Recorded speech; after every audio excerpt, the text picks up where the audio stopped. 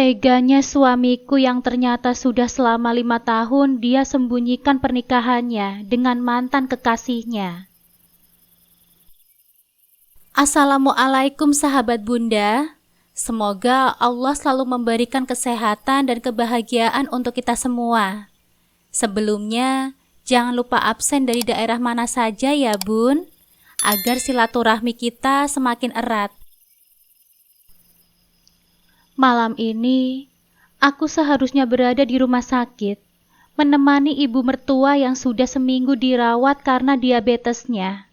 Pukul 10 malam, setelah memastikan ibu terlelap, kesunyian mencekam membuatku teringat Nara, putri kecilku, dan Mas Satria. Selama aku di rumah sakit, Nara tidur di rumah bersama ayahnya di malam hari. Siangnya dia aku titipkan kepada ibuku, karena Mas Satria harus bekerja. Kerinduan yang tak tertahankan mendorongku untuk pulang sebentar, mencium Nara yang selama seminggu ini hanya bisa kutemui paling lama 1 jam sehari. Beruntung rumah tidak terlalu jauh dari rumah sakit, jalan gang sudah sangat lengang. Rumah kami pun demikian sepi, pagar juga telah dirapatkan sempurna. Di depan pagar, aku menghentikan sepeda motor dan membiarkannya di sana. Aku membuka pintu pagar perlahan, sebisa mungkin tidak menimbulkan bising yang bisa saja mengganggu tidur Nara. Akan tetapi, saat posisiku yang beranjak sekitar 1 meter dari pintu rumah, aku menghentikan langkahku. Tubuhku seolah kaku, darahku seakan membeku.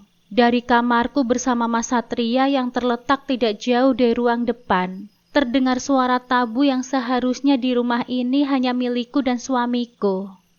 Suara terengah, nafas yang memburu, serta erangan-erangan kecil yang membuatku seketika ingin menangis. Rumah ini hanya dihuni kami berempat. Aku, Mas Satria, ibu mertuaku dan Nara. Bapak mertuaku telah wafat 2 tahun yang lalu. Lantas milik siapa suara itu? Pernikahanku dengan Mas Satria memang bukan atas dasar suka sama suka. Kami berdua sama-sama terpaksa pada awalnya. Dia terpaksa menikah denganku demi menutupi malu keluarga, sementara aku terpaksa demi memenuhi permintaan bapaknya. Calon istri Mas Satria membatalkan pernikahan 1 minggu menjelang hari H, karena lebih memilih mengikuti audisi pencarian bakat, yang konon katanya cita-citanya sejak lama. Semua persiapan sudah matang, undangan telah disebar, kemudian aku didaulat untuk menggantikan Fiona, calon istrinya yang kabur itu. Limbung, aku melanjutkan langkahku. Air mata sudah jatuh satu persatu dan serta-merta mengaburkan netraku. Menggunakan kunci cadangan yang aku bawa, aku membuka pintu dengan sangat pelan dan hati-hati. Suara itu semakin ketara saat pintu berhasil kubuka. Satu milik Mas Satria. Tentu saja aku sangat mengenalinya. Suara yang satunya lagi, aku harus mencari tahu dengan siapa dia bermain. Ku keluarkan ponselku dari dalam tas, lalu menyiagakan kamera. Setelah bersandar cukup lama di dinding luar kamar untuk mengumpulkan kekuatan, aku memutar handle pintu yang ternyata tidak dikunci. Tidak ada orang dewasa di rumah ini. Tentu saja mereka merasa aman. Sementara Nara, dia lebih suka menangis di kamarnya ketika terbangun, daripada keluar mencari orang tuanya. Di bawah tamaram lampu tidur, aku dapat melihat 2 tubuh yang saling beradu terlonjak saat pintu kubuka. Kemudian saat ku tekan sakral lampu utama, mereka kelimpungan menarik apa saja demi menutupi tubuh mereka masing-masing. "Tasya!" Mas Satria berseru panik. "Kamu sudah pulang?" tanyanya. Meski hati ini remuk, aku terus mengarahkan kamera beberapa lama pada mereka. "Hentikan, Tasya!" titah Mas Satria. Ia melompat dari atas ranjang, mengenakan celana sport pendek miliknya yang sebelumnya tergeletak di lantai, lalu berniat hendak merebut ponselku. Namun aku tidak lekas berkelit dan mengamankan benda itu dalam tasku. "Hapus, Tasya! Berikan kepadaku!" bentaknya murka, terdengar rengekan dari dalam kamar Nara. Tidak kupedulikan dua makhluk laknat itu. Aku menuju ke sana, meraih tubuh mungil itu ke dalam gendonganku dan membawanya keluar. 5 tahun menjalani rumah tangga bersama Mas Satria tidaklah mudah. Kisah kami sama sekali tidak manis, hambar, bahkan kerap kali terasa pahit. Akan tetapi, aku memilih terus bertahan. Aku selalu berbaik sangka bahwa Mas Satria selalu butuh banyak waktu untuk bisa menerima pernikahan kami. Padahal 5 tahun itu tidak bisa dikatakan sedikit. Bagiku sudah cukup usahanya untuk menjalankan peran sebagai kepala keluarga, walaupun hanya sekedarnya. Cukup bagiku dia memenuhi semua nafkah lahir, juga memberikan nafkah batin walau kadang terasa hanya sebagai formalitas. Aku memaklumi semuanya, hanya karena pernikahan kami hasil perjodohan. Aku tidak pernah menuntut lebih, asal dia tidak pernah berlaku kasar. Akan tetapi, tidak pernah kusangka ternyata dia masih menjalani hubungan dengan perempuan yang hampir saja membuat keluarga besarnya malu 5 tahun yang lalu. Jika aku tidak bersedia untuk memenuhi permohonan ayahnya kala itu. Sambil melangkah, aku memasang jarik untuk menggendong Nara. Malam ini juga, aku akan pulang ke rumah bapak dan ibuku. "Tasya, mau kemana kamu?" Suara lantang Mas Satria menahan langkahku. Nara yang aku gendong dengan kepala menyandar di pundak, bergerak hendak menoleh, tetapi lekas ku tepuk punggungnya agar tenang kembali. Di belakang Mas Satria, Fiona berdiri dengan rupa berantakan. Aku tidak mau Nara melihatnya.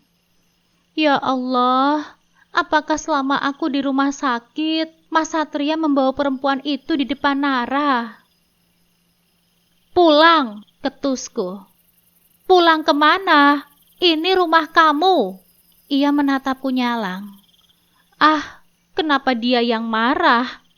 Yang tersakiti di sini kan aku. Aku yang lebih berhak untuk marah. "Berikan ponselmu, Tasya." Dia mengulurkan tangan sambil mencoba mendekat. "1 langkah lagi kamu datang, Mas. Aku akan berteriak agar semua tetangga tahu." Ancamku. "Kamu tidak punya hati, tega berzina di dalam rumahku, bahkan di atas tempat tidurku." Aku menatapnya murka. "Kita tidak berzina, Tasya." "Lalu apa namanya, Mas?" Fiona juga istriku." Tegas dan lantang, suaranya menggema, menusuk, mencabik-cabik hatiku. "Hah?" Aku berdecik sedikit, aku berdecak sakit, tersenyum perih. Sekuat hati aku menahan, air mata lolos juga dari persembunyiannya. "Istri? Kamu bilang dia juga istrimu?" Tanyaku serak tidak percaya. "Ya, sejak kapan, Mas? Kami menikah hanya beda 1 bulan setelah kita menikah." Pengakuan yang lagi-lagi meremukan perasaanku. Aku menghapus air mata yang mengalir. Kukorbankan impian demi menikah dengannya. Aku yang dulu baru saja lulus sarjana, mengubur keinginanku untuk mengejar karir, memenuhi permintaan ayah Jatmiko, ayah mertuaku yang merupakan sahabat bapakku, untuk menyelamatkan reputasi keluarga mereka. Begitu besar pengorbananku. Tetapi pengkhianatan balasannya. 5 tahun. Sandiwara mereka sungguh sempurna selama 5 tahun. Ya Allah, bagaimana aku bisa begitu bodoh tertipu 5 tahun lamanya? Tidak bisa membaca pengkhianatan itu sedikit pun. 5 tahun, hanya berbeda 1 bulan. Ulangku dengan tulang terasa lunglai. Iya. Jadi setelah dia dinyatakan gagal audisi pada saat itu, kalian langsung menikah? Iya, Tasya. Kamu masih mau menikahinya setelah dia meninggalkanmu di hari penting kalian, Mas? Aku mencintainya, Tasya. Sebesar apapun kesalahannya, tidak ada artinya bagiku.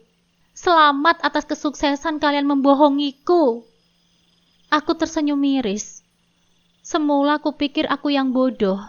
5 tahun mempertahankan pernikahan ini. Sementara dia bersenang-senang dengan wanita pujaannya. Tapi mendengar jawabannya, aku terasa dia jauh lebih bodoh. Mencintai wanita yang pernah mempermalukannya melebihi aku. Wanita yang sudah memberikannya keturunan. Mengapa tidak kamu lepaskan saja aku sejak saat itu, Mas? Aku rasa akan lebih baik seperti itu. Laki-laki itu menggeleng. Bagaimanapun juga, kami berhutang budi kepadamu. Lagi, aku tertawa miris. Jadi rumah tangga ini dipertahankan hanya karena hutang budi. Apakah setiap malam ketika aku di rumah sakit, kamu selalu membawa dia ke sini, Mas?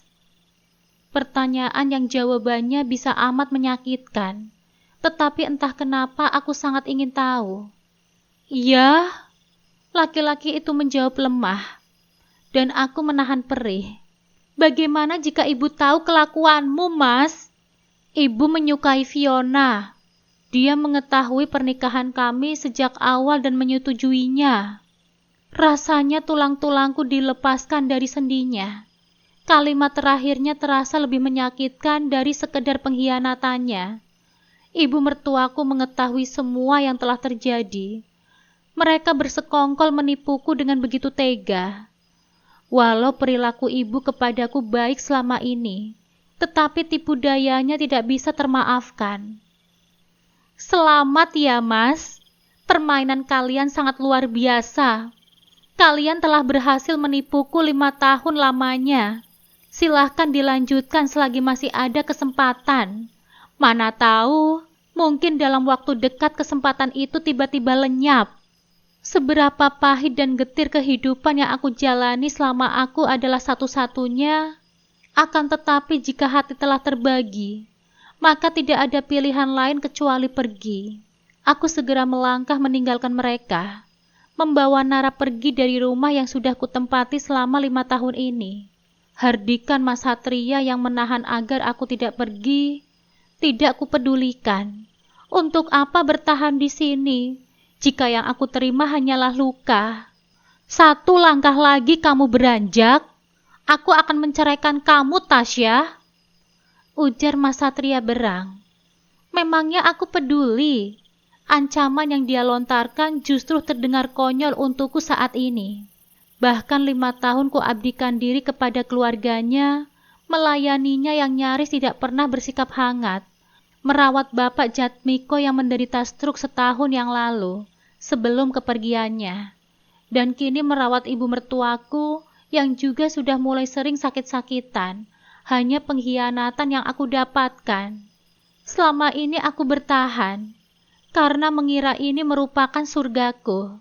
Seberapa pahit dan getir kehidupanku, akan aku jalani selama aku adalah satu-satunya.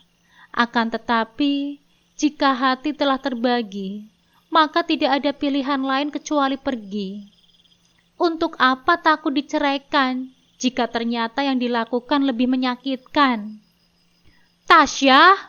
Tasya! Serunya gusar ketika aku terus melangkah dan tidak menggubris sama sekali apa yang dia ucapkan. Aku juga tidak menoleh sedikit pun ketika dia berbicara, apalagi untuk menyahut. Berhenti, Tasya. Jika kamu tetap pergi, aku akan membuangmu tanpa memberimu sepeser pun uangku. Jangan harap ada nafkah dan harta gonogini dariku. Mas Satria terus mencicit. Akan tetapi, ancamannya itu pun tidak mempan untuk menahan langkahku. Hatiku terlalu sakit. Aku terus melangkah menuju di mana sepeda motorku terparkir. Ia semakin berang sebab tidak sepatah kata pun kalimatnya kubalas. Kamu jangan cari masalah, Tasya. Cukuplah aku menafkahimu dan memenuhi semua kebutuhanmu. Jangan menuntut lebih. Berkacalah, kau tidak secantik dan menarik Fiona. Sudah syukur aku ingat jasamu dan tidak membuangmu sejak dulu. Rentetan kalimat terakhirnya cukup memancing emosiku. Akhirnya aku menghentikan langkahku, lalu membalikan badan, menghujamkan tatapan tajam kepadanya. Aku tidak pernah menuntut kamu untuk mempertahankanku, Mas, meskipun dengan alasan hutang budi.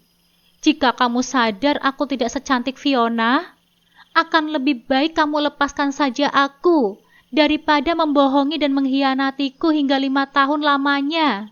Aku juga punya perasaan, Mas. Pekiku lantang.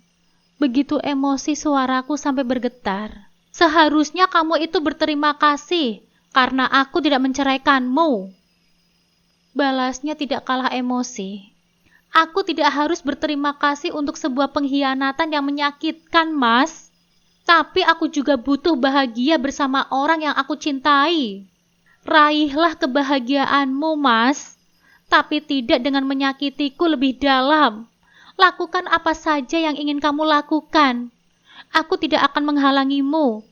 Jadi, kamu pun tidak perlu menghalangiku untuk pergi. Kamu tidak bisa pergi dalam kondisi seperti ini, Tasya. Kenapa? Kenapa, Mas? Aku tidak mau reputasiku buruk di mata keluargamu. Hah? Aku tertawa sinis. Kamu memang seburuk itu, Mas. Kamu itu laki-laki tidak tahu malu, tidak tahu diri, dan tidak tahu berterima kasih. Tasya? Mas Satria menggeram. Suaranya menggelegar. Ia nampak tidak terima dengan apa yang aku katakan. Jangan berteriak-teriak, Mas. Karena kalau kamu berteriak, sama saja kamu mengumumkan keburukanmu kepada semua orang. Kamu akan menyesal jika berpisah denganku, Tasya. Kamu tidak akan bisa hidup tanpa nafkah dariku. Kamu tidak bekerja. Mau kamu beri makan apa anak kamu itu? Aku tersenyum miris. Bahkan anak yang merupakan darah dagingnya sendiri pun ia sebut hanya sebagai anakku. Allah Maha Kaya, Mas. Dia yang memberiku rezeki, bukan kamu. Bahkan uang yang kamu banggakan itu akan dengan mudahnya lenyap jika dia ingin mengambilnya. Setelah mengucapkan kalimat itu, aku benar-benar tidak lagi menggubris perkataannya. Aku segera menstarter sepeda motorku, lalu melajukannya menuju rumah kedua orang tuaku. Mas Satria mengelola salah satu usaha yang diwariskan oleh ayah Jatmiko. Memasuki usia 50 tahun, ayah Jatmiko mulai menyerahkan semua usahanya kepada anak-anaknya. Beliau termasuk salah satu pengusaha cukup sukses di kota kecil yang kami tempati. Ayah Jatmiko memiliki sebuah minimarket yang kemudian dikelola oleh Mas Surya, kakak sulung Mas Satria. Sebuah toko bahan bangunan yang dikelola oleh Mas Satria sendiri, dan sebuah toko pakaian yang dikelola oleh putri bungsu mereka, Sheila. Di tangan Mas Satria, toko bangunan yang diwariskan oleh ayah Jatmiko berkembang cukup baik. Kehidupan kami selama ini memang terbilang terjamin, walaupun aku harus mengurus seluruh rumah sendiri, tanpa bantuan tenaga ART. Mas Satria tidak pernah menawarkan untuk mempekerjakan ART. Aku yang tidak bekerja pun tidak berani untuk memintanya. Mungkin karena terlalu sibuk di rumah, aku sampai tidak menyadari jika sudah 5 tahun lamanya diselingkuhi. Ditambah lagi sifat Mas Satria yang sejak awal terkesan dingin, membuatku tidak merasakan perubahan yang signifikan. Siapa yang mengira jika sikap dinginnya bukan hanya karena dia belum bisa menerimaku, melainkan memang tidak ingin untuk menerima sebab telah menikah dengan perempuan pujaannya itu. Fiona memang cantik dan menarik, hidungnya kecil dan mancung, rambutnya hitam, tidak lurus, melainkan bergelombang, namun justru membuatnya terlihat seksi. Kulit putih bersih, sangat sesuai untuk standar kecantikan orang Indonesia. Fiona merupakan penyanyi lokal yang sering mengisi acara-acara, baik resepsi pernikahan ataupun kegiatan yang diselenggarakan sebuah badan usaha atau organisasi. Sebagai penyanyi, penampilannya jelas terjaga, baik tubuh maupun pakaiannya. Akan tetapi, aku tidak menerima kecantikan Fiona sebagai alasan Mas Satria untuk mengkhianatiku. Apalagi setelah apa yang perempuan itu lakukan dan apa yang telah aku korbankan. Lagi pula, meskipun tidak seksi, penampilan dan rupaku pun tidak terlalu buruk. Aku masih sanggup bersaing dengan Fiona, meskipun dalam versi yang berbeda. Dia terbuka, sedangkan aku tertutup. Tasya, ibuku menyambutku dengan raut terkejut ketika aku sampai di rumah. Beliau yang sudah hafal deru sepeda motorku, lekas keluar sebelum aku mengetuk pintu. Kenapa malam-malam begini kamu kesini, Tasya? Ibu langsung meraih Nara yang masih terlelap dalam gendonganku. Beliau meraba-raba kaki dan tangan Nara. Tadi saat pergi, aku tidak sempat memakaikannya jaket, sehingga kaki dan tangannya yang terbuka terasa sejuk terpapar angin malam. Di depan ibu, aku tidak bisa menahan tangis yang sejak tadi tertahan oleh rasa sakit. Begitu saja kedua sudut mataku menghangat, dan butiran-butiran bening itu meluncur deras dari sana. Aku sesenggukan. Ada apa, Tasya? Seketika ibu bertanya panik. Kamu ada masalah? Mertuamu baik-baik saja kan? Isaku semakin besar. Bahkan ibu saja begitu baik kepada keluarga Mas Satria. Beliau begitu peduli dan khawatir pada ibu mertuaku yang sedang sakit. Sayangnya, orang yang beliau pedulikan ternyata tega diam-diam bersekongkol mengkhianati putrinya. Ada apa, Bu? Bapak yang sebelumnya berada di dalam kamar, sepertinya terusik oleh kedatanganku. Terlebih dengan isak tangis yang tidak dapat kutahan. Ini Tasya, Pak, sahut ibu. Memangnya Tasya kenapa? Tidak tahu, Pak. Ada apa, Tasya? Kemudian bapak mengalihkan pertanyaannya kepadaku. Bu Siska sedang sakit. Apa terjadi sesuatu padanya, Pak? Ibu bicara pada bapak, menebak-nebak apa yang terjadi. Siska merupakan nama dari ibu mertuaku. Tidak boleh bicara seperti itu, Bu. Tidak baik. Terakhir bukannya kondisi Bu Siska sudah mulai membaik. Terus apa kalau begitu, Pak? Nanti saja kita tunggu Tasya bercerita. Sekarang bawa dia masuk. Biarkan dia tenang dulu, Bu. Ayo Tasya, kita masuk. Ibu kemudian merangkul pundakku, menggandengku dengan satu tangan menuju ruang keluarga, di mana dulu kami bisa berkumpul. Sementara tangan yang lainnya masih menggendong Nara yang kepalanya tersampir di pundaknya. Di ruang keluarga, aku duduk di kursi sambil berulang kali menghembuskan nafas untuk menenangkan diri. Tasya mau pulang ke rumah ini saja. Boleh kan, Bu? Pak? Akhirnya aku mampu bersuara. Ibu dan bapak tidak langsung menjawab.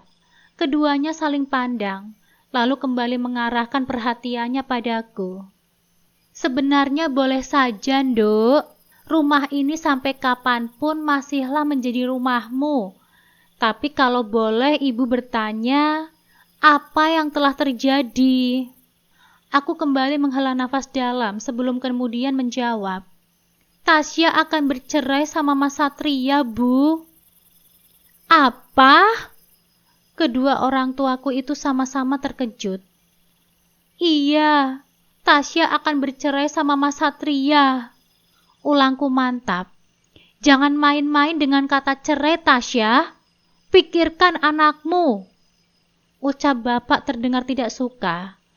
Beliaulah orang pertama di keluarga kami yang bertanggung jawab atas pernikahanku dengan Mas Satria. Segala masalah bisa dibicarakan baik-baik. Jangan kemudian sedikit-sedikit kata cerai. Lanjutnya. Kami sudah menikah 5 tahun, Pak. Tidakkah selama 5 tahun ini Tasya pernah menyebutkan kata cerai? Bapak menatapku lekat. Apa yang sebenarnya terjadi di antara kalian? Beliau bertanya serius. Ternyata selama ini Mas Satria telah menikah dengan perempuan yang dulu meninggalkannya tepat di hari pernikahan mereka, Pak. Aku mulai menceritakan. Mereka sudah menikah. Mereka menikah hanya jeda 1 bulan setelah kami menikah. Mas Satria telah mengkhianati Tasya sepanjang usia pernikahan kami, Pak. Kemudian ketika 1 minggu ini Tasya harus menjaga ibunya di rumah sakit. Dia membawa perempuan itu pulang dan bermesraan di kamar kami. Hal yang lebih menyakitkannya lagi, ternyata Bu Siska tahu perbuatan Mas Satria sejak awal. Dasar kurang ajar! Aku bisa mendengar gigi bapak bergemeletuk. Rahangnya nampak mengeras. Laki-laki yang nyaris tidak pernah marah dan berkata kasar itu tidak bisa menahan emosinya. Kamu tenang saja, Tasya.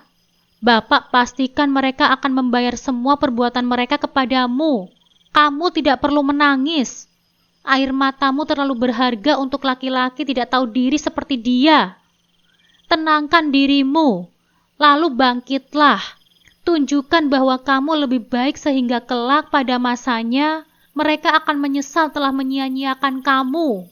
Aku tidak mau rasa sakit dan perih atas luka itu akan menggerogoti dan menghancurkan jiwaku secara perlahan. Lebih baik aku lepaskan daripada bertahan dalam kesakitan. Sekarang kamu dan Nara tidur. Besok kita temui keluarga tidak tahu diri itu. Selesai mengucapkan kalimatnya, Bapak kembali masuk ke dalam kamarnya dengan gusar.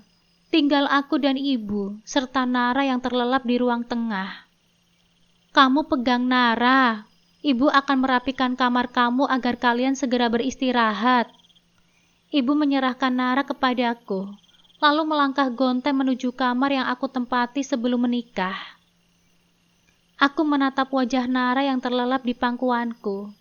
Gadis mungil tidak berdosa itu akan kehilangan sosok papanya dalam usia yang masih balita. 3 tahun, namun tidak apa-apa. Toh selama ini pun dia tidak begitu akrab dengan Mas Satria. Laki-laki itu sangat jarang mendekatkan dirinya dengan putrinya. Ia hampir seharian bekerja di toko, pulang sore dan seringkali saat malam pergi lagi. Tentu saja, sebab ternyata di luar dia punya keluarga yang lain. Mungkin saja dia pun punya buah cinta bersama perempuan itu. Ah, terlalu menyakitkan kalau diingat-ingat. Memang sudah benar aku memilih untuk berpisah saja daripada terus menggenggam luka. Aku tidak mau. Rasa sakit dan perih atas luka itu akan menggerogoti dan menghancurkan jiwaku secara perlahan. Lebih baik aku lepaskan daripada bertahan dalam kesakitan. Itu sama saja dengan menzolimi diri sendiri.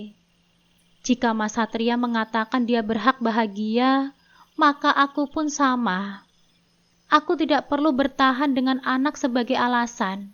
Lebih baik berpisah sekarang daripada Nara harus tahu perbuatan Mas Satria. Laki-laki yang seharusnya menjadi cinta pertamanya justru menyimpan dusta bertahun-tahun lamanya.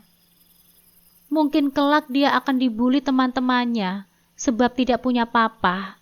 Akan tetapi, kukira tidak lebih baik jika ada yang berceloteh bahwa papanya punya istri 2. Bahkan mungkin itu akan membuatnya terluka lebih dalam. Masalah nafkah, aku yakin ada jalannya.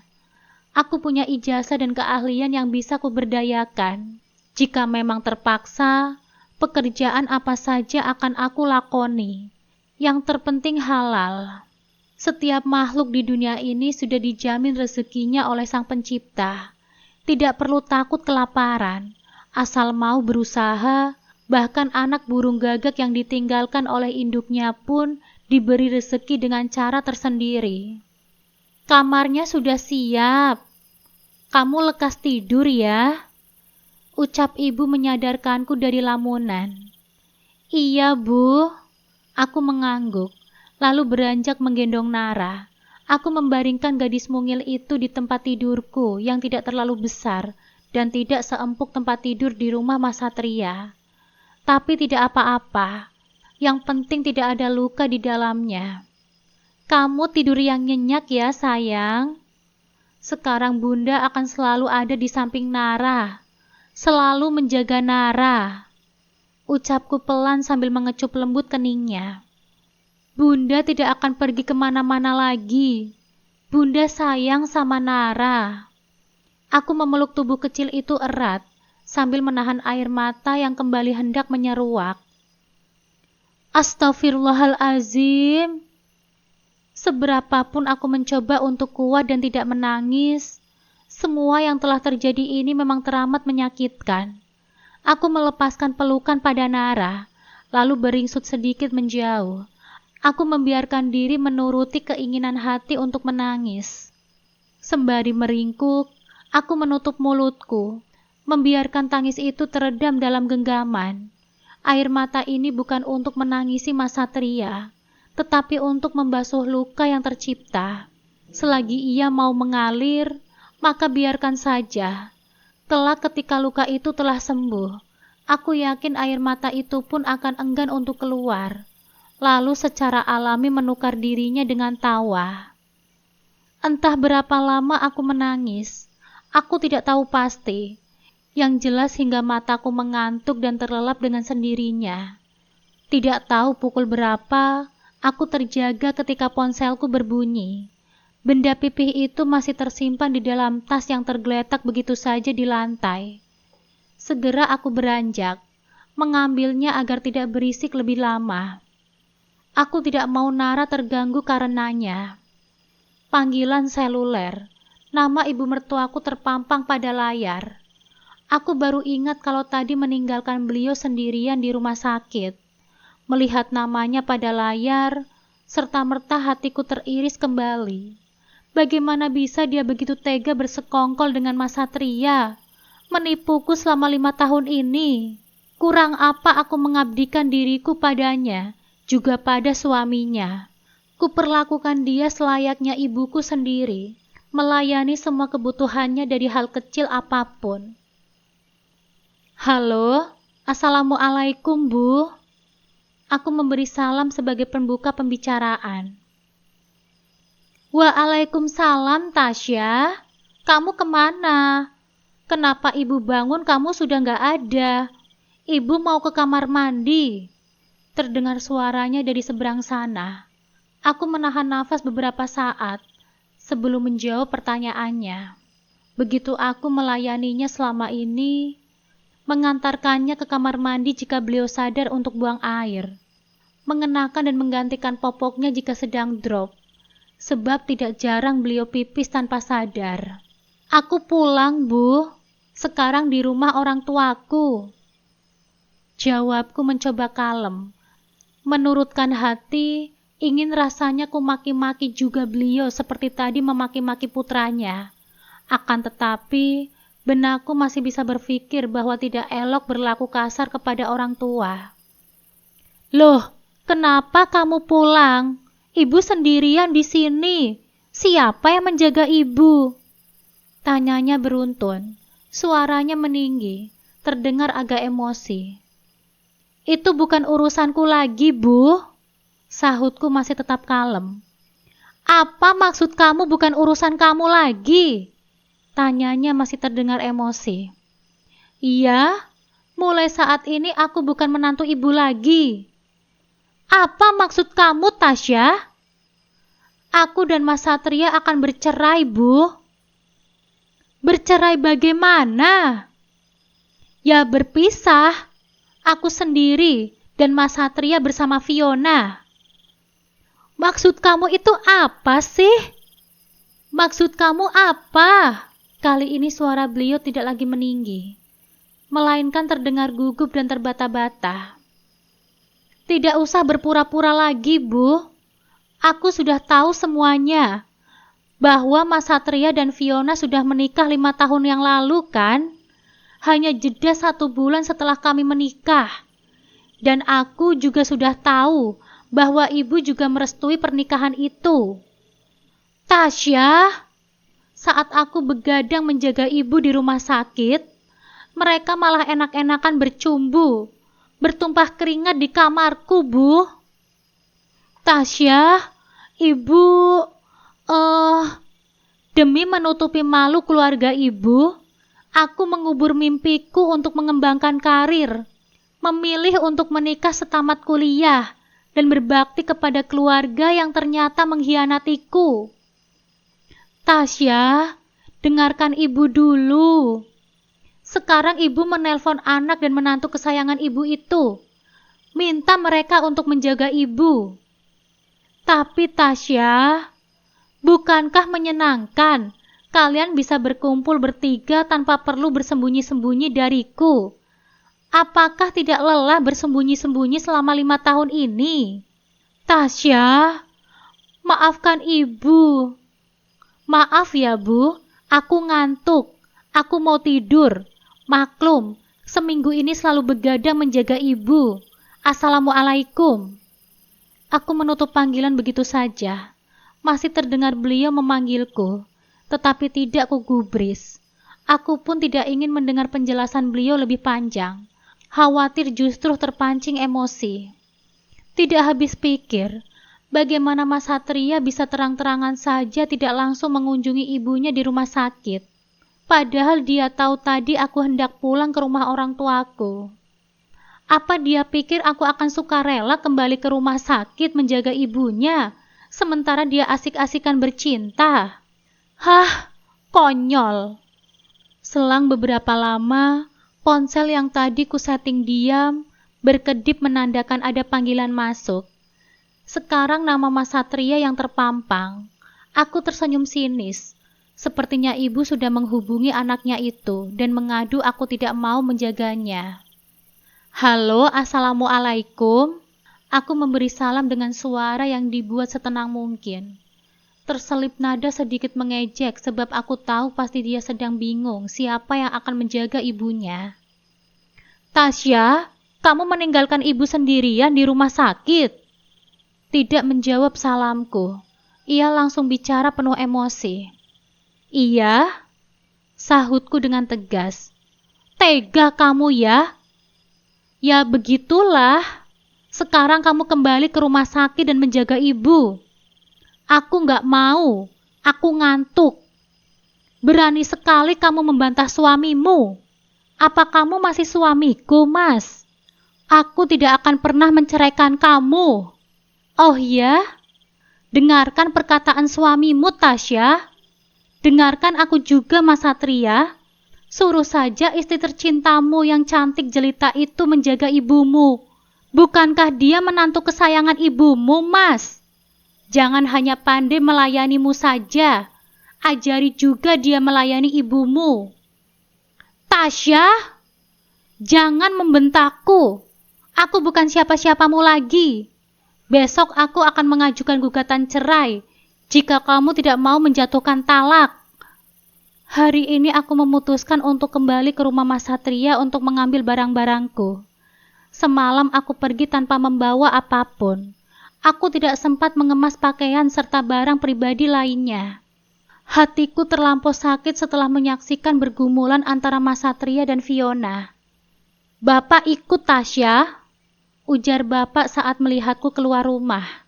Beliau sendiri nampak sudah rapi, dengan celana kain dan kaos kerah berwarna abu-abu. Bapak enggak kerja? Tanyaku dengan dahi berkerut. Bapak kerja saja. Enggak apa-apa, Pak. Tasya pergi sendirian. Kan cuma mau ambil barang dan enggak banyak juga. Bapak sudah izin sama teman dan atasan akan datang agak telat. Bapak sudah bilang ada keperluan penting dan mendesak. Balas bapak tenang. Sebenarnya nggak apa-apa Tasya pergi sendirian, Pak. Tuturku sekali lagi. Merasa tidak enak merepotkan, sebab bapak harus bekerja. Iya, tapi bapak mau ikut, sebab ada perlu sama Satria. Bapak ada perlu sama Mas Satria? Tanyaku sedikit heran. Iya, sahut beliau. Perlu apa, Pak? Aku bertanya ingin tahu. Apa saja? Pokoknya perlu. Bapak enggan untuk menjawab. Bapak enggak berniat untuk berbuat kasar sama Mas Satria, kan? Selidiku khawatir. Aku bukan mengkhawatirkan Mas Satria. Jujur saja jika Bapak memang berniat untuk membuatnya babak belur, aku sangat mendukungnya. Akan tetapi, aku justru khawatir sama Bapak. Bisa-bisa beliau dituduh main hakim sendiri dan berurusan dengan pihak berwajib. Ya enggak lah, Bapak bukan orang seperti itu. Menyelesaikan masalah tidak perlu gerasak-gerusuk dan anarkis, cukup bermain tenang dan cerdas. Lalu Bapak ada perlu apa sama Mas Satria? Nanti saja kamu lihat sendiri. Bapak tersenyum penuh makna, begitu misterius, membuat dahiku semakin mengerit. Aku baru menyadari beliau menggenggam sebuah map yang kemudian dimasukkan ke dalam ransel yang beliau bawa. Bapak bawa apa? Tanyaku tidak dapat menahan rasa ingin tahu. Ini hadiah untuk Satria. Balasnya masih dengan senyum misterius. Hadiah? Ya. Bapak mengangguk. Hadiah apa, Pak? Nanti juga kamu akan tahu. Ayo kita berangkat. Meskipun sangat penasaran, aku harus menyimpan rasa ingin tahuku dan patuh ketika Bapak mengajak berangkat. Kami menuju rumah Mas Satria dengan menggunakan sepeda motor bebek milik Bapak. Bapak dan Ayah Jatmiko sudah saling mengenal sejak SMP. Ayah Jatmiko merupakan kakak senior Bapak. Perkenalan mereka berlanjut hingga kuliah. Menurut cerita Bapak, keduanya sangat akrab meskipun berasal dari latar belakang keluarga yang berbeda kasta. Ayah Jatmiko merupakan anak orang berada, sementara Bapak merupakan anak orang sederhana. Akan tetapi Ayah Jatmiko memang pribadi yang humble dan tidak pilih-pilih teman. Ia tidak sombong dengan statusnya dan ringan tangan dalam membantu siapapun yang kesulitan. Saat kuliah, tidak jarang Ayah Jatmiko membantu Bapak menalangi biaya semesteran atau biaya lainnya jika kiriman telah datang. Atas dasar inilah, Bapak tidak kuasa untuk menolak ketika Ayah Jatmiko meminta tolong agar aku menjadi pengantin pengganti untuk Mas Satria. Beliau merasa berhutang budi dan mengira Mas Satria memiliki warisan sifat mulia dari ayahnya. Namun ternyata yang ada sifatnya justru bertolak belakang. Kurang lebih pukul 8 pagi, kami sudah sampai di rumah Mas Satria. Rumah itu nampak lengang, sepertinya tidak ada orang di dalam. Mungkin Mas Satria dan Fiona sedang di rumah sakit menjaga Ibu Siska. Kamu tidak memberitahu kalau kita akan datang? Tanya Bapak sambil menatap pintu yang tertutup rapat. Enggak, Pak. Balasku pelan. Apa kita pulang saja dulu? Nanti kita kesini lagi. Ya, aku mengangguk, setuju dengan usulan Bapak. Akan tetapi, baru saja kami hendak berbalik badan untuk meninggalkan rumah itu, mobil Pajero milik Mas Satria memasuki pekarangan. Dari pintu kemudi, turun Mas Satria yang disusul Fiona dari pintu sebelahnya.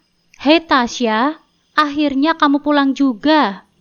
Dengan raut kantuk, Mas Satria tersenyum jumawa sambil melangkah ke arahku. Aku tahu kamu pasti akan pulang, ucapnya lagi dengan penuh percaya diri.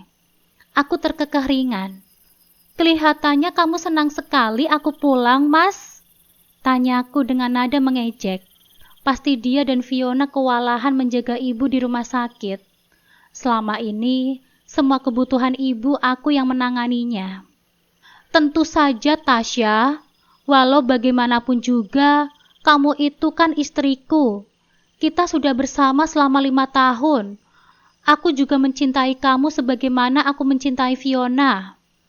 Seketika rasanya aku ingin muntah mendengar ucapannya. 5 tahun pernikahan kami, tidak sekalipun dia berkata cinta. Baru kali ini dia mengatakannya dan aku yakin itu tidak tulus. Pasti itu hanya modusnya agar aku tidak pergi dan tetap merawat ibunya. Oh ya? Kamu mencintaiku, Mas? Tanyaku sinis. Tentu saja, Tasya. Apa bukan karena kamu kewalahan mengurus ibumu? Jadi kamu senang aku kembali agar bisa disuruh-suruh merawat ibumu, Mas? Laki-laki itu nampak sedikit tersentak. Lalu sikapnya menjadi salah tingkah. Bicara apa kamu itu? Tentu saja bukan karena itu, sahutnya kemudian, tetapi dengan gugup. Ngomong-ngomong, bagaimana rasanya begadang mengurus ibumu, Mas? Tanyaku kembali sinis. Kamu itu bertanya apa, Tasya? Bertanya pengalamanmu saja. Bagaimana rasanya mengurus ibu, Mas? Kan biasanya aku yang mengurus ibumu. Kamu selalu di rumah dan enak-enakan sama istrimu itu. Aku melirik pada Fiona yang berdiri di sampingnya sambil menahan rasa sakit. Setiap ingat kejadian semalam, hatiku masih terasa tercabik-cabik. Sudahlah, Tasya, jangan diungkit-ungkit lagi hal itu. Aku juga sudah memaafkan kamu karena semalam kamu pergi dari rumah dan meninggalkan ibu sendirian di rumah sakit.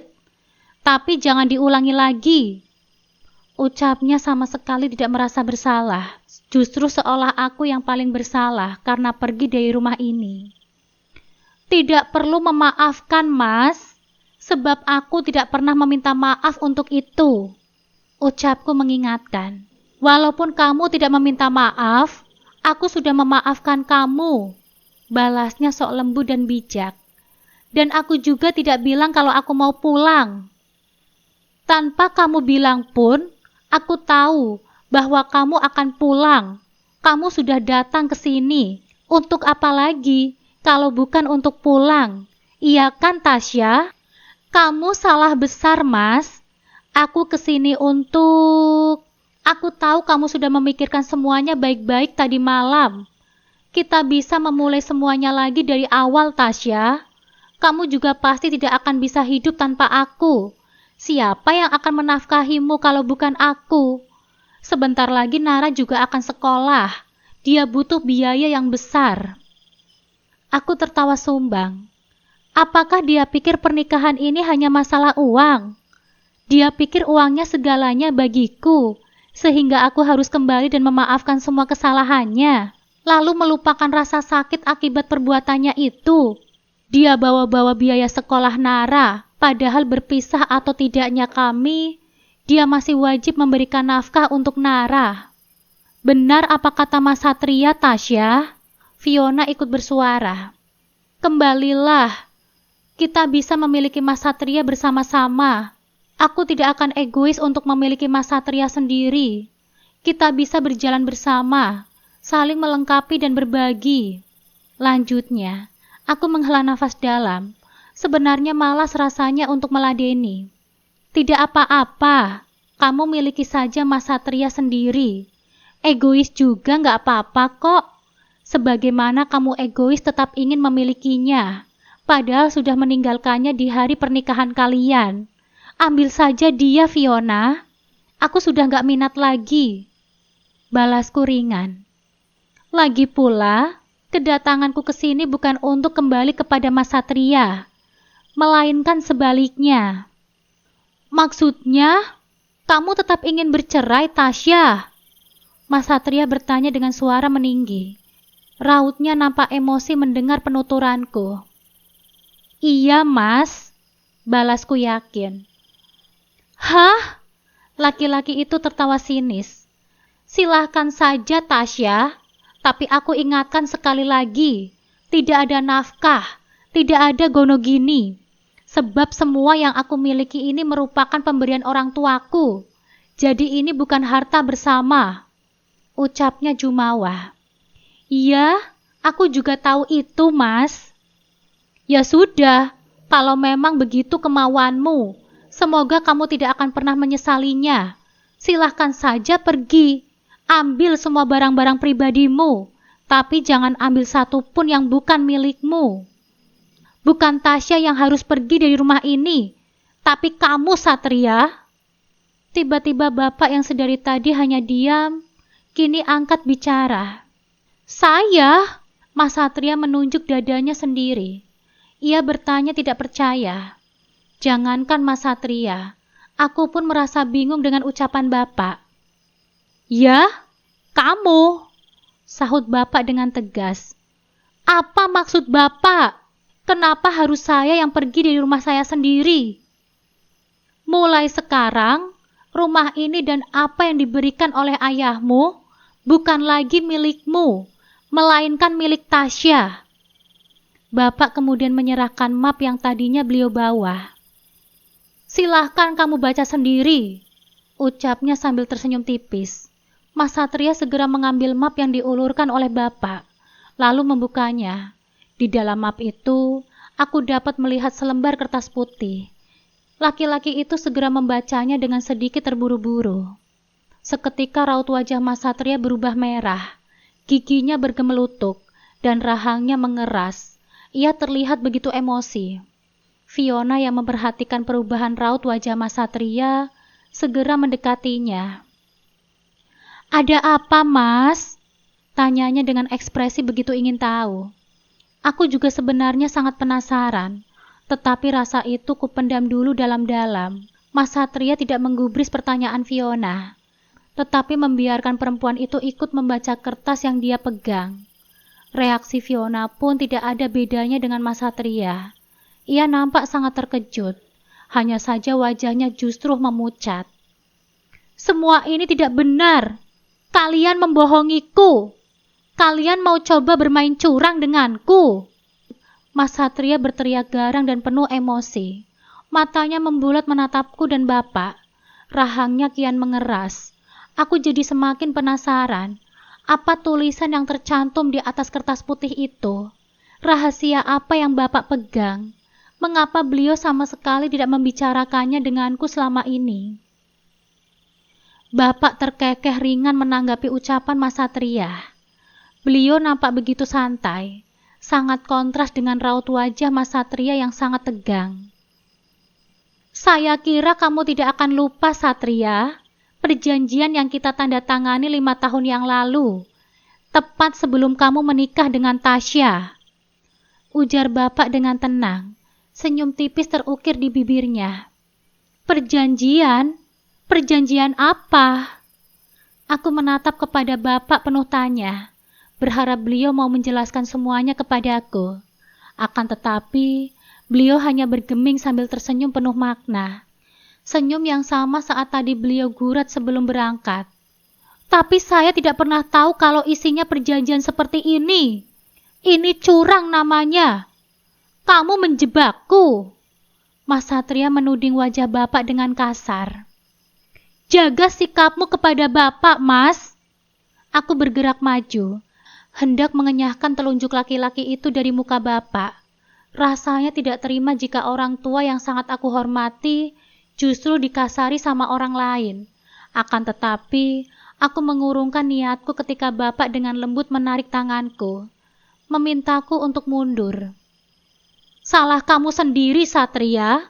Mengapa tidak teliti membacanya terlebih dahulu? Padahal aku tidak pernah melarangmu waktu itu, tapi ayahmu yang membacanya. Dia tahu isi surat itu dengan jelas. Ayahku? Ya, ayahmu. Ayahku sudah mati. Kamu tidak bisa bersaksi pada orang yang sudah mati. Tentu saja bisa, Satria. Aku memiliki bukti-bukti yang cukup. Ah, brengsek. Mas Satria menggeram. Ia merobek-robek kertas yang ada di dalam genggamannya menjadi bagian-bagian kecil dengan kasar. Kemudian melemparkannya ke lantai teras. Setelah itu dia menginjak-injak sekuat tenaga.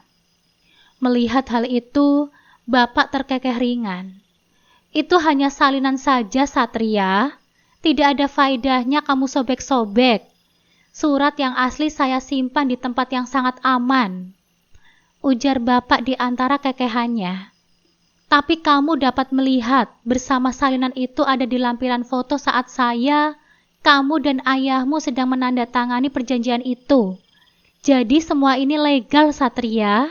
Tidak ada paksaan apalagi curang. Penipu! Kamu penipu! Mas Satria kembali menunjuk-nunjuk wajah Bapak dengan kasar. Aku tidak akan membiarkan kalian merampas apa yang sudah menjadi milikku. Tidak akan pernah, teriaknya garang. Namun lagi-lagi Bapak hanya menanggapinya dengan santai. Sementara aku masih belum bisa mencerna apa yang telah terjadi. Apa isi tulisan yang tertera pada kertas itu? Aku juga belum tahu. 5 tahun lalu, ketika ayahmu memohon agar saya menikahkan kamu dengan Tasya, saya harus mengambil resiko dengan mempertaruhkan kebahagiaan anak saya satu-satunya. Kamu pikir saya kemudian melakukannya dengan gegabah? Ucap bapak pelan, tetapi dalam. Beliau yang tadi terlihat begitu kalem, kini menatap Mas Satria dengan tajam. Tidak ada kalimat kasar atau tinggi yang meluncur dari bibir bapak, apalagi sikap anarkis. Akan tetapi, dengan memperhatikan pembawaannya saat ini, rasa-rasanya jadi tidak kuat. Orang akan menggigil ketakutan. Saya tahu Tasya tidak mencintai kamu, sementara dia pun harus mengorbankan karirnya demi menikah denganmu. Lalu apa saya siap jika semua itu akan sia-sia? Lanjut bapak lagi. Paling tidak saya harus menjamin bahwa kamu tidak akan menyakitinya. Jadi jika itu terjadi, maka kamu harus membayar mahal untuk itu, Satria. Ah! Saya tidak bisa percaya semua ini. Mas Satria kembali berteriak garang. Kalian semua pembohong. Kalian semua penipu. Pembohong? Apa buktinya jika kami pembohong, Satria? Logika saja. Tidak mungkin ayahku menyerahkan semua hartanya kepada orang lain.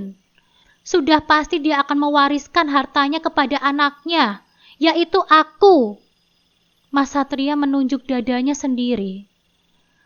Kamu bukan pewaris, Satria, tetapi hanya pengelola sementara, selama kamu menjadi suami yang baik untuk Tasya. Aku pewaris. Aku adalah anak ayah Jatmiko, bukan dia. Mas Satria terus menunjuk ke arahku. Ayah yang secara langsung menyerahkan rumah dan usahanya kepadaku. Tapi hak waris itu batal jika kamu menyakiti atau mengkhianati Tasya. Itu isi dari perjanjian yang telah kalian tanda tangani di atas materai. Bohong! Itu hanya akal-akalan kalian saja kan? Jika itu hanya akal-akalan kami, maka sekarang kamu tunjukkan di mana berkas-berkas rumah dan toko itu. Tantang bapak sambil menatap Mas Satria dengan tajam. Apakah orang tuamu menyerahkannya kepadamu, Satria? Mas Satria meneguk ludahnya. Ia nampak salah tingkah. Surat-suratnya ada pada ibu, jawabnya kemudian dengan gugup dan terbata. Kamu yakin? Tentu saja aku yakin. Kalau begitu cari. Ibumu menetap di rumah ini. Pasti dia meninggalkan surat-surat itu di sini. Tidak mungkin kan dia membawanya ke rumah sakit? Kembali Mas Satria nampak salah tingkah. Kali ini wajahnya nampak memucat. Tidak yakin kan? Sebab segala surat menyurat itu ada pada saya. 1 bulan sebelum ayahmu wafat, beliau telah mengibahkan rumah ini beserta isinya, toko, dan kendaraan roda 4 miliknya kepada Tasya. Beliau juga telah melakukan balik nama. Selama kamu menjadi suami yang baik untuk Tasya, maka kalian bisa menikmatinya secara bersama-sama. Namun karena kamu telah mengkhianatinya, maka semuanya secara penuh hanya menjadi milik Tasya. Aku mulai mengerti bahwa bapak terpaksa ketika memintaku untuk menikah dengan Mas Satria 5 tahun yang lalu. Beliau menuntut kepastian dari ayah Jatmiko dan Mas Satria, bahwa aku akan bahagia dan diperlakukan dengan baik sepanjang usia pernikahan. Kemudian demi menjamin hal itu, bapak mengajukan syarat kalau aku disakiti dan dikhianati, maka seluruh harta ayah Jatmiko seharusnya diwariskan kepada Mas Satria akan jatuh ke tanganku. Tidak kusangka ternyata bapak telah memikirkan semuanya dengan sempurna. Aku menatap Mas Satria sambil tersenyum sinis. Teringat bagaimana sebelumnya dia begitu jumawa dengan harta yang dia miliki. Bagaimana dia merendahkanku tidak bekerja, menyebut aku tidak akan bisa memberikan makan anakku tanpa dirinya. Lihatlah, hanya dalam waktu singkat kurang dari 12 jam, keadaan menjadi berbalik 180 derajat. Karena ternyata ini merupakan rumahku, berarti kamu yang harus pergi dari sini, Mas. Ucapku sambil tersenyum manis.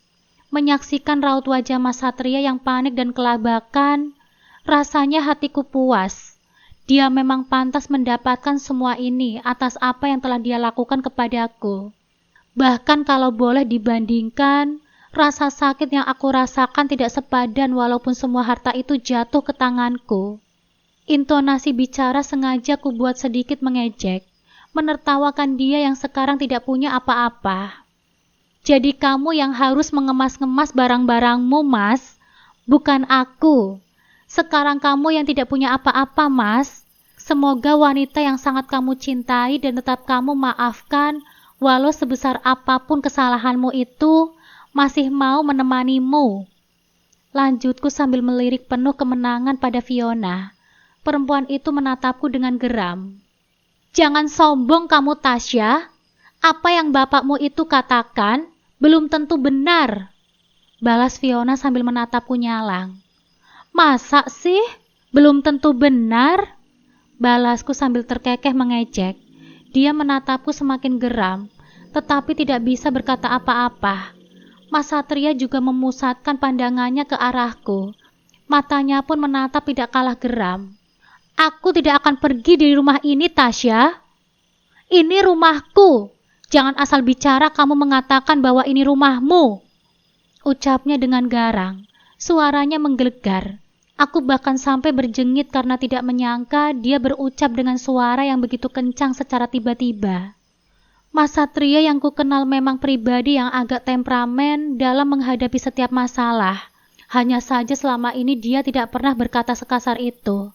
Sepertinya saat ini dia benar-benar berada di puncak amarahnya. Pasti dia sangat sakit menerima kenyataan yang tidak terduga ini. Rasakan kamu, Mas. Begitupun sakitnya tidak sebanding dengan apa yang aku rasakan. Mengapa begitu marah kamu, Mas? Apa kamu sangat begitu takut? Apa kamu sangat begitu takut miskin? Tanyaku kalem. Aku sengaja menunjukkan ketenangan kepadanya, agar dia bertambah emosi karena merasa marah tidak berlawan. Aku saja tidak apa-apa saat kamu mengatakan kita berpisah tanpa nafkah atau harta gono gini. Lalu kenapa kamu begitu panik? Diam kamu, Tasya. Mas Satria kembali berucap kencang sambil matanya terus menatap garang. Kamu yang diam, Mas. Sudah kukatakan sejak semalam. Jangan membentakku. Aku tidak takut kepadamu. Kamu bukan siapa-siapaku lagi. Kali ini aku tidak tinggal diam lagi. Akhirnya suaraku meninggi. Aku tidak suka dia seenaknya mengintimidasiku. Oh, jadi sekarang kamu sudah berani ya? Mentang-mentang sudah mendapatkan aset yang diinginkan. Tidak kusangka ternyata kamu perempuan matre. Jadi tujuan kamu menikah denganku hanya karena ini, mengincar hartaku, mengincar harta ayahku. Anak dan bapak sama saja, sama-sama matre. Mas Satria menatapku sinis. Apa maksud kamu, Mas? Tanyaku dengan kening mengerit. Bisa-bisanya dia menuduhku seperti itu.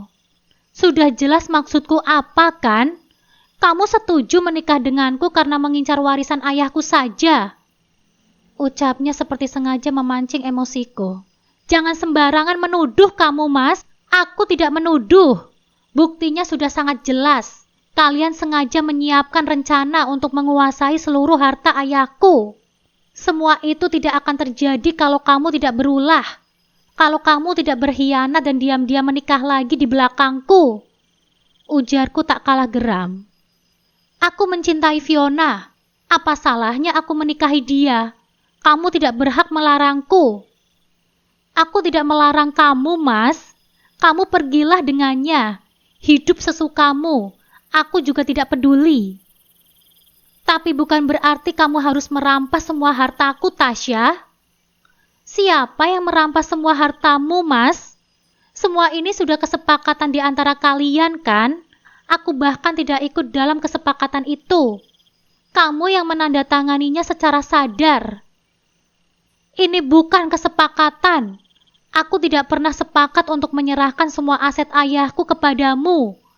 Ini pasti hanya akal-akalan bapakmu saja, kan? Dasar curang. Terserah apa katamu, Satria. Kamu mau katakan kami bermain curang atau sekedar akal-akalan saja? Terserah kamu. Yang jelas, hitam di atas putih ini asli, bukan tiruan. Timpal bapak dengan cepat. Beliau pun nampak cukup geram dengan ucapan Mas Satria. Aku tidak akan membiarkan kalian menguasai seluruh asetku. Sepeser pun tidak akan aku berikan. Sudahlah, Mas. Tidak perlu berlagak seolah-olah Mas itu yang paling menjadi korban di sini. Lebih baik Mas Satria terima saja kenyataannya dan segera bersiap untuk meninggalkan rumah ini. Ucapku sedikit menurunkan ritme obrolan. Kalian tidak bisa mengusirku dari rumahku sendiri. Mas Satria masih tidak terima. Tentu saja bisa, Mas. Aku beri kamu waktu sampai besok pagi. Silahkan angkut semua barang-barangmu dan kosongkan rumah ini. Sekarang aku akan mengambil beberapa pakaianku. Aku memungkaskan pembicaraan dengan Mas Satria. Tidak ingin bicara lebih panjang lagi. Dengan sikapnya yang bersikeras seperti itu, terus bicara tidak akan sampai pada titik temu. Hanya buang-buang waktu dan energi saja. Setelah itu, tidak kupedulikan lagi kemarahannya. Aku masuk dan langsung menuju kamar yang biasa kami tempati. Aku membuka pintu kamar secara perlahan. Begitu pintu terbuka, seketika rasa sakit kembali mendera. Kilas balik kejadian semalam, di mana Mas Satria tengah beradu dengan Fiona di atas tempat tidur kami, berputar kembali. Bayangan itu masih melekat nyata di penglihatanku, berkelebat erat dalam benak. Aku meremas dadaku, mengurangi rasa sakit yang demikian menyesakan. Kondisi kamar dan tempat tidur begitu berantakan. Belum dikemaskan sisa bergumulan mereka tadi malam. Bahkan pakaian dalam Fiona masih berserakan di lantai. Aku menganjur nafas, membuang gumpalan dan rasa sakit dalam dadaku. Mereka sungguh tidak punya hati, bermain gila di kamarku. Namun biarlah, jika tidak bermain di kamar ini, mungkin aku tidak akan pernah tahu pengkhianatan yang dilakukan oleh Mas Satria. Aku melangkah jinjit menghindari pakaian yang berserakan itu, lalu mengarahkan kakiku menuju lemari. Aku mengambil beberapa potong pakaian yang diperkirakan cukup hingga aku kembali ke rumah ini lagi. Tidak lupa pula aku mengambil barang-barang perawatan diri. Mengurus rumah sebesar ini sendiri, aku tidak punya waktu untuk ke salon. Jangankan ke salon, untuk merawat diriku sendiri di rumah pun terasa sulit. Oleh karena itu, aku hanya mempunyai beberapa skincare seadanya. Setelah merasa cukup, aku meninggalkan kamar dan kembali ke teras di mana Bapak menungguku. Kami pulang dulu, Mas. Ingat ya, besok pagi rumah ini harus sudah kosong. Pindahkan semua barang-barangmu dan ibumu, tapi jangan mengganggu barang-barangku. Ucapku pada Mas Satria. Aku bisa mencatatnya sebagai tindakan penjarahan. Berapa kali harus aku katakan, aku tidak akan meninggalkan rumah ini, Tasya. Ini rumahku. Kamu tidak berhak mengusirku. Mas Satria bersikeras dengan ucapannya. Terserah kamu, Mas. Kalau Mas tidak mau meninggalkan rumah ini secara sukarela, mungkin kami perlu melakukannya secara paksa. Kurang ajar kamu, Tasya. Berani-beraninya kamu memperlakukan suamimu seperti ini. Dasar istri durhaka kamu. Ucap Mas Satria dengan berang. Sudahlah, Mas. Jangan bersembunyi di balik status suami. Padahal kamu bukan suamiku lagi. Aku masih suami kamu, Tasya. Aku tidak akan pernah menceraikan kamu. Kukira talakmu itu sudah jatuh, Mas. Kalau begitu aku akan merujukmu. Kamu jadi istriku lagi, Tasya. Menjadi istrimu lagi? Aku menatap laki-laki di hadapanku setengah tidak percaya. Bagaimana dia bisa begitu percaya diri mengatakan hal itu? Iya. Laki-laki itu mengangguk. Nara juga pasti tidak akan suka jika kita berpisah. Dia itu masih kecil, butuh kasih sayang yang lengkap dari kedua orang tuanya. Ujarnya dengan nada melembut. Sekarang kamu bawa-bawa Nara, Mas. Aku bertanya sinis. Sebelumnya dia bahkan seperti tidak menganggap Nara ada. Iya, Tasya. Apa kamu tidak memikirkan hal itu? Justru aku memikirkan anakku, Mas. Makanya aku memilih untuk pergi. Nara juga anakku. Dia putri kita. Jika kamu memang memikirkan dia, pasti kamu tidak akan memilih untuk pergi. Aku tertawa sinis. Sekarang dia mengatakan Nara juga putrinya. Kemarin-kemarin dia kemana? Nara pasti juga senang punya ibu dua. Aku yakin Fiona bisa menjadi ibu yang baik untuk Nara. Dia bisa membantumu menjaganya kalau kamu sedang lelah. Maaf ya, Mas. Aku ikhlas berlelah-lelah menjaga anakku. Aku masih sanggup menjaganya sendiri. Tidak butuh bantuan perempuan lain. Meskipun di dunia ini hanya Mas Satria satu-satunya laki-laki yang tersisa, aku tidak akan mau menjadi istrinya lagi. Lebih baik aku sendiri. Apa yang telah dia lakukan teramatlah menyakitkan. Setiap bayangan ketika dia berpacu dengan Fiona di atas tempat tidurku melintas. Rasa sakit itu kembali nyata menggores setiap inci tubuhku. Perih, benar-benar sangat perih. Aku tidak bisa hidup dan membesarkan anakku dalam bayang-bayang kesakitan. Jadi maaf, aku tidak bisa. Lanjutku tegas. Keputusanku sudah sangat bulat. Kita berpisah, Mas. Kamu tidak bisa menolak kata rujuk dariku, Tasya. Kita bercerai dan rujuk. Sepenuhnya ada padaku sebagai suamimu. Iya benar, tapi sebagai istri aku bisa menggugat cerai. Kamu harus ingat, Tasya, tidak akan mencium wangi surga seorang istri yang menggugat cerai suaminya tanpa alasan yang jelas. Aku ingin tertawa rasanya mendengar apa yang baru saja Mas Satria sampaikan. Demi menutupi kebobrokan dirinya, dia bahkan membawa dalil-dalil. Boleh saja jika dia telah melakukan semuanya sesuai syariat. Akan tetapi, dia melakukan itu hanya untuk keuntungan pribadinya. Jangan membawa-bawa surga dan neraka, Mas. Jika kamu sendiri tidak tahu jalan mana yang mengarah ke surga dan jalan mana yang mengarah ke neraka. Bukankah laki-laki itu diperbolehkan beristri hingga 4 orang, sementara aku hanya 2? Berarti apa yang aku lakukan tidak salah, kan? Mungkin, tapi cara kamu menempuhnya itu yang salah.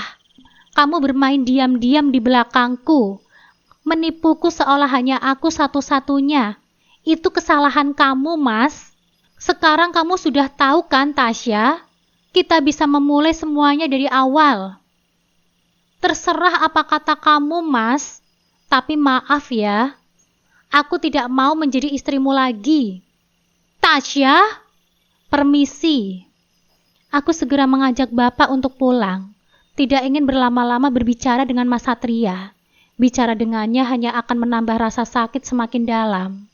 Kamu tidak bisa merendahkanku dengan cara seperti ini, Tasya. Kamu akan menyesal karena aku akan membalasnya. Aku masih bisa mendengar kemarahan Mas Satria. Akan tetapi, aku tidak memperdulikannya. Poligami memang tidak dilarang. Itu syariat dan aku tidak pernah menentangnya. Selama yang melakukannya bukan suamiku. Sebab aku perempuan pencemburu. Aku takut tidak bisa berbakti dan menjalankan peran sebagai istri dengan baik jika di hati ini terselip rasa cemburu. Apalagi jika poligami yang diusung Mas Satria berawal dari rasa sakit. Sebenarnya aku tidak tertarik sepenuhnya dengan harta peninggalan ayah Jatmiko. Terlebih jika diperoleh dengan cara sengketa seperti ini. Aku lebih suka dengan harta yang kuperoleh dengan hasil jerih payahku sendiri. Walaupun sakit, akan terasa lebih manis dan puas. Akan tetapi, ini dapat menjadi pelajaran dan syok terapi untuk Mas Satria agar tidak sesuka hati dalam berbuat. Sebulan telah berlalu sejak malam yang mengubah segalanya. Malam di mana aku memutuskan untuk melangkah pergi dari rumah yang selama 5 tahun kupikir adalah tempatku bernaung. Aku meninggalkan Mas Satria, yang kala itu masih dipenuhi kesombongan dan amarah. Kini takdir memang punya cara sendiri untuk bekerja. Aku menemui Mas Satria lagi, dan keadaannya sungguh mengenaskan. Fiona, wanita yang sangat dicintainya dan menjadi penyebab luka hatiku, telah meninggalkannya. Ternyata Fiona tidak sudi hidup miskin. Dia pergi begitu saja, meninggalkan Mas Satria sendirian dalam kesulitan. Pukulan baginya tidak hanya itu. Ibunya sendiri, yang dulu ikut bersekongkol menipuku, justru menyalahkannya. Bahkan Mas Surya dan Saila, kakak adiknya, enggan mengulurkan tangannya. Mas Satria kini terpuruk dalam kesengsaraan dan penyesalan yang mendalam atas semua perbuatannya.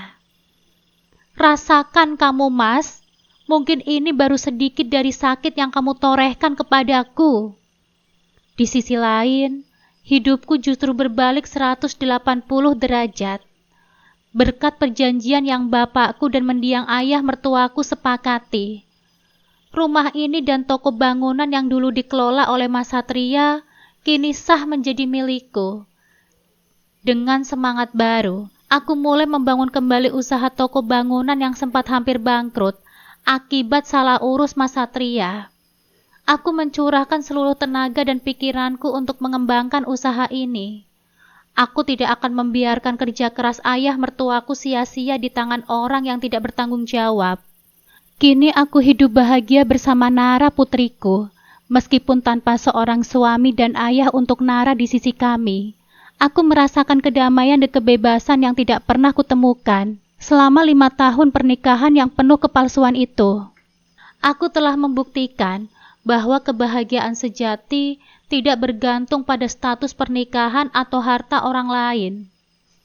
Kebahagiaan sejati adalah pada kekuatan diri dan kemampuanku untuk bangkit dari keterpurukan.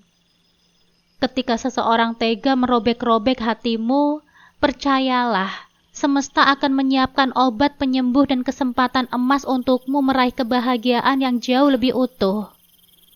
Tamat.